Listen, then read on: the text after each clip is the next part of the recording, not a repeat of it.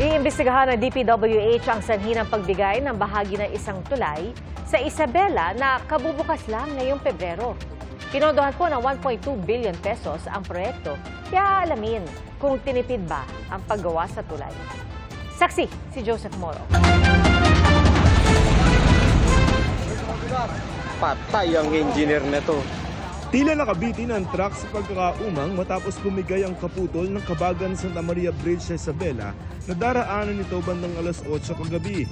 May nadamay ring dalawang SUV at isang scooter. 6 ang sugatan kabilang ang 8 taong gulang na cancer survivor. Napadian ko ng binti. The rest, minor injuries lang naman po, cuts and bruises. Hanggang kanina nang magkaliwanag, nakahambalang pa rin ang truck at ang mga karga nitong graba. Sa tabi nito ang mga nadamay na sasakyan. Kanina sumuko ang driver ng truck na di agad nahagilap kagabi ayon sa Kabagan Police.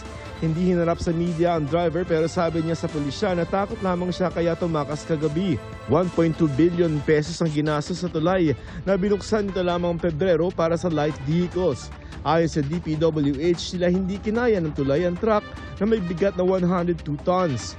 Halos doble ng 45 tons na itinakda ng batas ng maximum na kapasidad ng kahit anong tulay sa bansa. So ang ginawa natin ngayon, sir, yung bato mismo, tinatest natin para makuha natin yung actual na specific gravity ng boulders mismo, sir, para totoo po siya.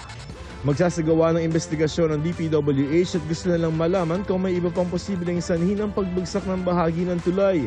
Posibleng imbestigahan din ang kontraktor nito at kung tinipid ba ang tulay. Lahat po yung aspeto na yun, sir, ay tinitingnan po natin, sir. May nakausap kami sa kumpanya pero hindi niya siya ang otorisadong magbigay ng pahayag. 2014, sinimula ng konstruksyon ng tulay pero natitigil dahil sa hindi regular na pagpondo sa proyekto. Niretrofit pa ito noong March 2023 para patibayin ang ilang bahagi alinsunod sa updated design code ng DPWH. Para sa GMA Integrated News, ako si Joseph Morong, ang inyong saksi. Mga kapuso, maging una sa saksi. Mag-subscribe sa GMA Integrated News sa YouTube para sa iba't ibang balita.